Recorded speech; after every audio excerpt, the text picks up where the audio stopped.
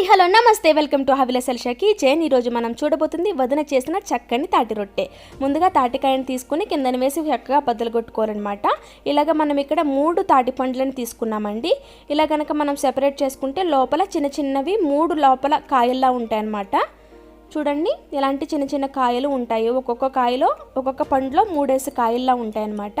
ఇప్పుడు వాటికి కొంచెం నీళ్లు హద్దుకుని ఇలాగ మనము పేస్ట్ లాగా రెడీ చేసుకోవాలి. చూడండి, ఇక్కడ చూపిస్తున్న విధంగా గ్రేటర్ పైన గ్రేట్ చేసుకుంటే మనకి చక్కగా పేస్ట్ అన్నది రెడీ అవుతుందన్నమాట. ఇక్కడ మీరు చూడొచ్చు మన పేస్ట్ అంతటిని కూడా అలాగా మనము అన్ని కాయలు కూడా చక్కగా పేస్ట్ తీసుకోవాలి. ఓకే, ఇప్పుడు ఇంగ్రీడియంట్స్ చూద్దాము. 1 కేజీ వచ్చేసి ఇడ్లీ రవ్వ తీసుకోవాలండి. 3 పండ్లకి 1 కేజీ ఇడ్లీ రవ్వ, అలాగే 2 కొబ్బరికాయలు చక్కగా తురుముకుని పెట్టుకోవాలన్నమాట. అలాగే 1 కేజీ వచ్చేసి బెల్లం తీసుకున్నామండి. బెల్లమును కూడా మనం చక్కగా పాకంలాగా తయారు చేసుకోవచ్చు, లేదంటే చాలామంది గ్రేట్ చేసేసుకుంటారు, అది మీ ఇష్టం అండి. ఇక్కడ మేమైతే ఇలాగ పాకంలా రెడీ చేసుకున్నాం అనమాట. చూడొచ్చు మా పాకం ఎంత చిక్కగా ఉందో. వావ్ కదూ. ఇప్పుడు ఇంగ్రీడియంట్స్ అన్ని మనం కలుపుకుందాము. ముందుగా 3 తాటి పండ్ల పేసంలో మనం వచ్చేసి 2 కొబ్బరికాయల తురుముని యాడ్ చేసుకుంటున్నాం అనమాట. కొంచెం కొంచెంగా యాడ్ చేసుకోవాలి. కొంచెం కొంచెంగా యాడ్ చేసుకుంటూ ఇక్కడ కలుపుకుంటున్న విధంగా కనుక మీరు కలుపుకున్నారంటే చక్కగా కొబ్బరి తురుము అలాగే తాటి పేసం 2 కూడా చక్కగా మనకి మిక్స్ అయిపోతాయి అన్నమాట. చూడండి, ఇక్కడ వేస్తున్న విధంగా. ఇప్పుడు ఒకసారి కొబ్బరి తురుము అంతా కూడా కలిసిన తర్వాత ఇప్పుడు ఇందులోనికి ఇడ్లీ రవ్వ 1 కేజీ ఇడ్లీ రవ్వను వాడుతున్నామండి. కొంచెం కొంచెంగా ఇడ్లీ రవ్వను వేసుకుంటూ మనము ఈ తాటి పేసం అంతటిని కూడా ఇడ్లీ రవ్వ కలిసేలాగా కలుపుకోవాలి.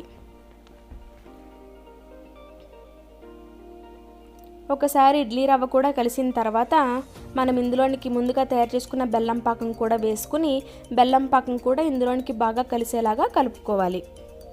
3 తాటి పండ్ల పేసానికి మనం వచ్చేసి 1 కేజీ ఇడ్లీ రవ్వ, 2 కొబ్బరికాయల తురుము, అలాగే 1 కేజీ వచ్చేసి మనము బెల్లం పాకాన్ని కూడా వేసుకున్నాం అనమాట. బెల్లం పాకం మీ రుచికి ఎంత సరిపోతుందో అలా వేసుకోండి. మీరెంత తీపి తింటారో ఆ విధంగా మీరు అడ్జస్ట్ చేసి వేసుకోండి.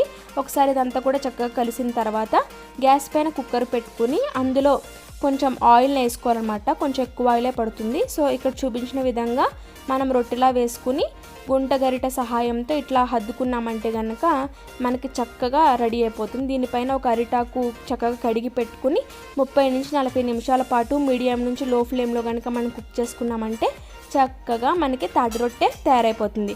తాటి రొట్టెలో చాలా న్యూట్రిషనల్ వాల్యూస్ ఉంటాయండి. ఇక్కడ చూడొచ్చు మన తాటి రొట్టె తయారైపోయింది. చక్కగా కూడా అంతా కూడా కుక్ అయిపోయింది. ఇప్పుడు గరిటె సహాయంతో ఈ విధంగా కింద ఇట్లా అనుకున్నామంటే తాటి రొట్టె మనకు వచ్చేస్తుంది. చూడండి, ఇక్కడ మీరు తాటి రొట్టె కలర్ చూడొచ్చు. ఇది ఏం కాదండి, మనం జాగరీ వేసాం కదా, బెల్లం వేయడం వల్ల పైన అలాంటి కలర్ వస్తుందన్నమాట.